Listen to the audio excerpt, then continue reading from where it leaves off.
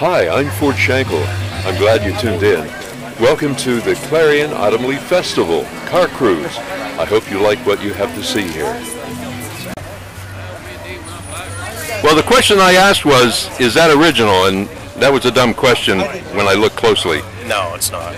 It's is it really an SRT from the factory? It's a Dodge SRT4. It's a neon, but it is a factory production car. There was a lot of interest by young people. Normally, young people like Japanese cars to soup them up. There's a whole shift in emphasis now, away from the big blocks, of course. But young people like this car. Yeah. It appeals to them because it's tough, it's hot, it's powerful. Yeah. Dodge discontinued this model car in 2005. Their new sportier four-cylinder car they have is the new Dart. They have turbo versions of that, but no SRT version of the Dart yet. That's probably going to come, don't you think? We're told no. Oh. The SRT group has all their money into the new Viper. Oh, I see. So I guess the Dart probably isn't going to happen. Yeah, the Dart's heavier. It weighs almost as much as my 96 Firebird. Possibly. Within 100 pounds of it. Yeah. I didn't opt any weight-adding kinds of things. These were much lighter. These were less than 3,000 pounds. 2,900 pounds. Yeah. Yeah. Factory, they're 235 horsepower. When they dynoed the cars factory, they were actually getting 235 wheel horsepower, not engine horsepower out of them. My car's probably right about 320, 340 wheel horsepower. What did you do? Just all basic bolt-on, stock turbo yet, spraying methanol injection into it, spiking 21, 22 pounds of boost. I think it's more than 3 1/4 horse, probably. Yeah. It's fun. And nobody, I mean, it looks great, great wheels, everything. But people don't have any idea what's going on in it. Most people don't. You know, they either look at it and say, "Oh, look at the little neon." Cute little neon. Yeah. So. Blow your doors off, man. Well, that's wonderful. Okay. Let's take a look at those parts of the car you said. It was raining out a little bit earlier. A lot of powder coating on it. Powder coated intake, valve cover, a lot of show stuff on it. Yeah, sure. 40,000 miles on the car. Original? Yes. Wow. Car's in 2004. You know, you might have this 40 years from now. You're young yet. Possibly, so. yeah. Yeah, you could. 40 years from now, I'd be 83. Yeah, well, you're still young. I mean, look at my generation from the 60s. We still kick butt, you know what I mean? Well, thank you very much for the interview. Yes, appreciate it. Yep, thank you. Well, sir, I'm all ready to break out in She's Real Fine, my 409, but I can't sing, so I won't. Neither can I. What's your name, sir? Denny, that's Clarion. Where did you get this 409? Long time ago. When? Actually, I bought a car like this brand new. Same color, same everything. Wow. My honeymoon in it. And you sold it to prosper my new business. And in 1988, I found an identical car and restored it. And it was a 13-year project, but I got it exactly to look exactly as the car did. 1964 when I bought it brand new. Wow.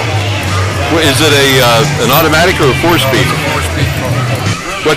What gear's in the back? It's got a 220 low gear 4-speed with 411. 411. So it's good in the 1/8 mile or quarter mile then? It's a quarter-mile car. Have you ever run it? No, it's too delicate now. Yeah. Okay, it costs too much money to fix. You got it right, you got to leave it right. Do the numbers match? Oh yeah, it's an identical car.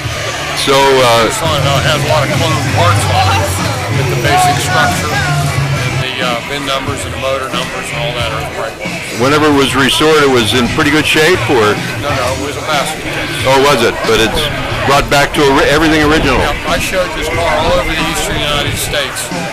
It scored 997 at a special Chevrolet show in Youngstown, Ohio, about 8 years ago. And it was one of the very few cars that ever scored that high the first time we showed. Was that in Boardman? It was in Boardman. Yeah. I remember it was kind of crazy when they first started the car shows. People were coming in from the hinterlands with dragsters with parachutes and everything else, driving them down the street. Then they got a little stricter with them. They got a little tougher on the deal. Yeah. But back then, I mean, there was a lot of folks my age or these era cars, and we're getting older. It's like anything else, you know, it's peaking off, I think, a bit. It has as much enthusiasm as it once did 8-10 years ago. But it's still pretty strong. The newer generation, we're still a car nation.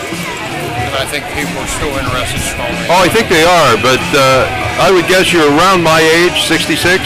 No, I'm 70. Oh, are you really? Yes, I am. Well, you look great for your age. Thank you. But eventually our generation will be gone, and I wonder if the kids who like Japanese cars will carry on the tradition of cruising. We won't be around to see it. No, yeah, that's true. Well, your 409, she's real fine, right? Yes, it is. Don't get any better. Thank you, sir. When I was younger, I always wanted a 62 Vet. What's your name, sir? Ron Rennick from West Sun. Don. Ron, I had a chance to buy a 62 Vet in the late 70s for $2,500. It was mint, and I didn't. So I told my friends about it, and they talked to their friends, and somebody went in and bought it out from under me. So you have my car, yes, or a car I'd love to buy someday. Tell me about it. How did you? Where did you buy it? Who fixed it up? And I bought this car out of a salvage yard in Butler. It was wrecked back in '73. Took the car home, put it in a driveway. It sat in my driveway for probably 6 months, and the wife didn't want to look at it sitting in the driveway wrecked. She says, if it sits there much longer, I'm going to turn this into a flower pot. So I moved it out back in the field behind the house, and it sat there for 37 years in the field behind the house. Oh my goodness! Was it a wreck by that time? It was wrecked when I bought it. Wow. Well, the body didn't deteriorate because of the. It was fiberglass. Yeah. It didn't rust. So the car sat for 37 years, and I saved the money, gathered parts, and we wanted to have this car together and running in time to be in the 62 Corvette 50-year reunion at Carlisle. So we put the car together in 18 months and had it in the reunion tent. Wow. What about the interior? Where did you find the complete interior? All reproduction interior from Al Nock. Does it have the same motor? The original motor? I ended up with a 63 motor. That was the closest motor I could get to it. That Corvette that I told you I wanted to buy, the same thing happened. For some reason they were having problems with the 62 motor, because it had a 63 motor put in by GM. Is what actually from the factory they did that. It was a 365. That's possible. They did a lot of crazy things back then. Yeah. But this motor is a 63 340 horse. It's an original correct Corvette motor. We detuned it so it would run on today's gas when we rebuilt it. Still runs though pretty well. Runs good. How heavy is it? I think those cars are 3,200 pounds. So the power to weight ratio is still pretty good. Real good. Are you going to be keeping it, or? Oh, I'll be keeping this car forever. My kids are already wanting to know who I'm going to leave it to in the will, and I said it doesn't matter. It'll be wore out when I'm done with it. Oh, you might as well have fun with it. It doesn't pay to save them too much, does it? No. We put 4,000 miles on this car last year. Yeah, and you had all fun. The car shows and just cruising and enjoying it. You enjoyed it, yeah. Thank you very much. What's your name, sir? Bruce Wilson. You have a really interesting car. It kind of stands out among all the others, or from all the others. Yeah. Tell me about this car. Well, it's a 41 Plymouth. It come from out west originally. And I bought it off a guy, and in about 7 years, this is what I come up with. They call them rat rods. Mine's just kind of in between. But I tried to make a lot of the things on it different than other people have on their cars. I noticed the shifter knob is a gun, a pistol. Yeah, well, the original Plymouth Roadrunners had the pistol grip. And they want a lot of money to buy one of them, and I couldn't find one anywhere. And I asked the guy about getting gun grips, the grips for the shifter, and making something. He said, heck, I'll give you a whole gun. So I put the whole gun down on there. What kind of a gun is it? I think it's a 38. 38 special? Yeah, I think it's a Ruger though. Oh, is it? I'm not really even sure. So the rat rods are really they came out of California, I think, originally, didn't they? Yeah, originally, and then they worked their way back. Yeah, it's still big out there, I believe. Yeah, they have car shows just for rat rods. So Motorhead, are you there's a band called Motorhead. Have you ever listened to them? Well, I don't think. I just put that on. My favorite T-shirt had that on. And I always liked that, so I had a guy at a fair put that on there, and I wanted to make it look old like the car, and that's what he did. That's wonderful. Does it really have a 440 in it? Yeah, 440. Anything done to it? Not much. I had a bigger motor souped up in it last summer, but it was too hard on gas. Do you run this every day? No, not every day, but I could just, if I feel like getting in it, I just go. What kind of a frame underneath, and what sort of suspension do you have on it? Front's Dodge Dakota pickup, and the back half is homemade square tubing and pipe, and that's about it.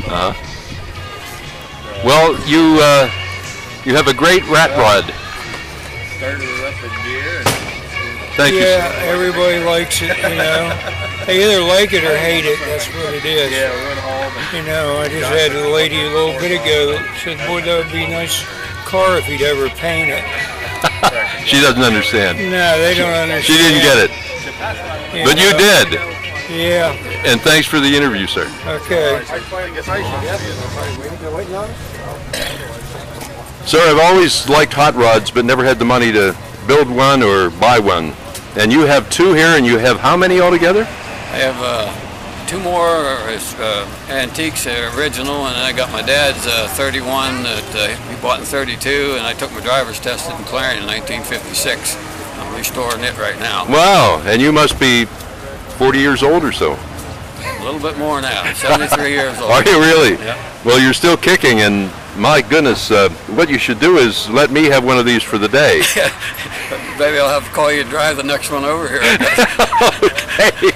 Yeah, tell me about the purple one first. What motor do you have in it? It's a 350. Okay. And Chevy? Yeah, 350. It's got the gear-driven timing, and it winds like a blower.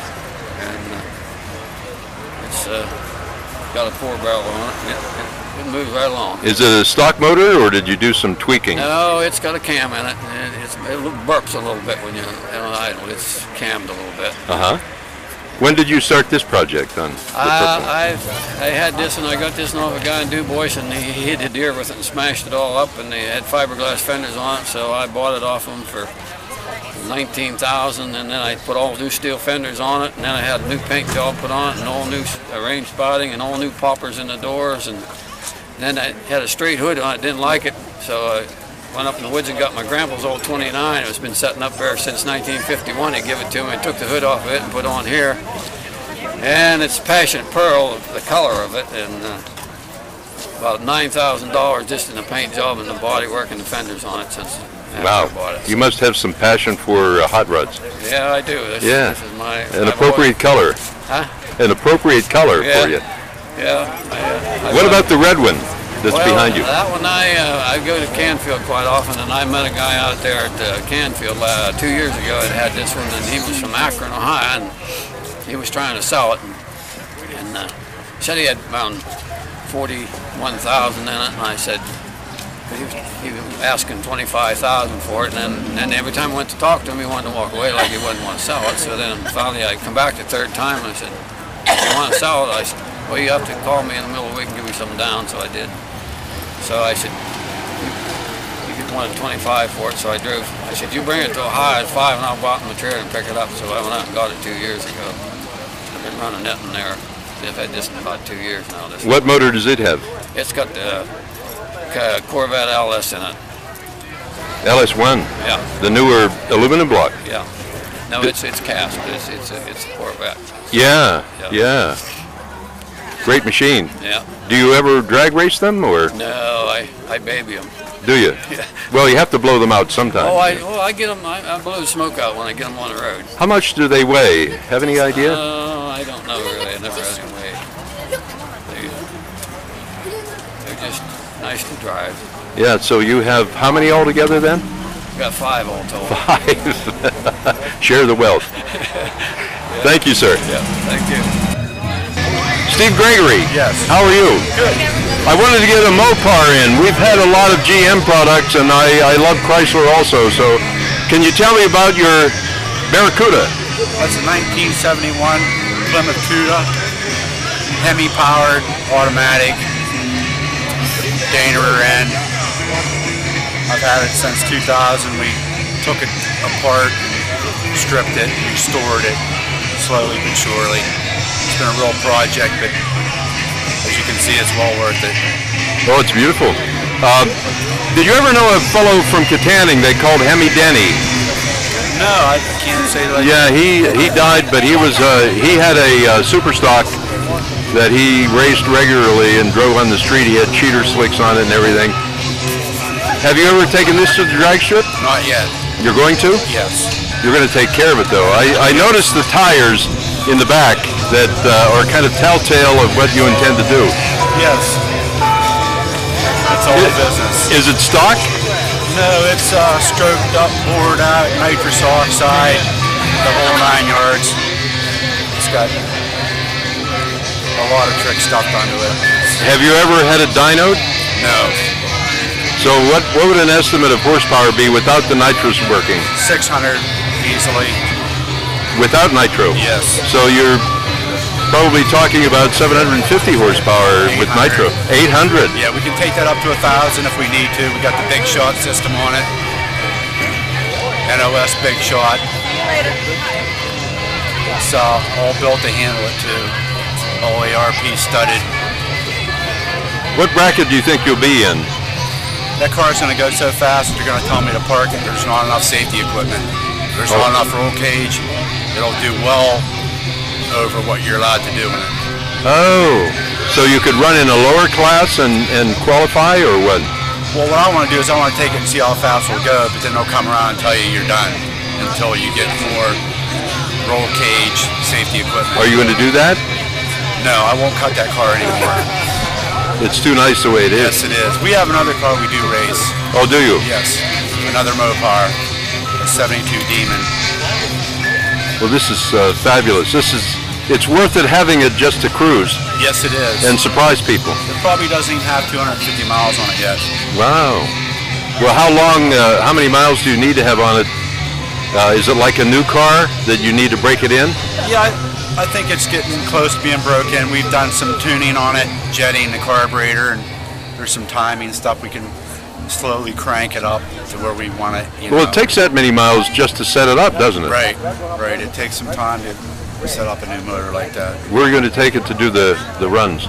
Probably Quaker City, Salem, Ohio. Or are they still racing at Quaker City? Today, yesterday, and today, if weather permitting. Wow. But I mean, it's still open? Yep. Yes, it is. It'll be open till at least Halloween. And then it'll reopen next year, you think? I've heard rumors that they were going to close down. That was, Summit's got their fingers in that now, and that's all redone and looking very good. nice place to go. Yeah, I'd like to be there whenever you. There's a lot of people say that. Yeah, you should put it online so we could all be there. Yep, we'll try to get her on camera. Good. Thank you, sir. You're welcome. Don't forget to give some feedback if you like the interview, if you like the format, and would like to see more of this kind of programming. Let me know, please. Thank you.